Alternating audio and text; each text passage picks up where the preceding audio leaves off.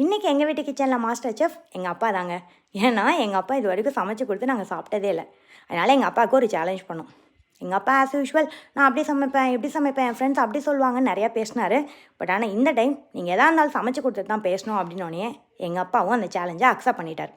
சரி என்னப்பா பண்ண போகிறீங்க அப்படின்னு சொல்லி கேட்டால் நான் ரத்த பொரியல் பண்ணுறேன்னாரு. இப்போ ரத்தமே இல்லாமல் எங்கப்பா ரத்த பொரியல் பண்ணுறீங்கன்னா நான் வந்துட்டு இன்றைக்கி பண்ண போகிறது சைவ ரத்த பொரியல்.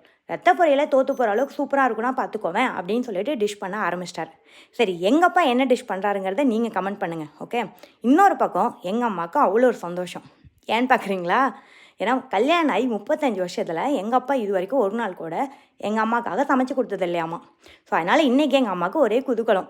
அந்த டிஷ் வந்து டேஸ்ட்டாக வருதா இல்லையாங்கிறதுலாம் அங்கே முக்கியம் இல்லை. எங்கள் அப்பா வந்துட்டு டைம் அண்ட் எஃபர்ட் போட்டு ஏதோ ஒரு டிஷ் பண்ணுறாருங்கிறது எங்கள் அம்மாவுக்கு அவ்வளோ ஒரு சந்தோஷம்.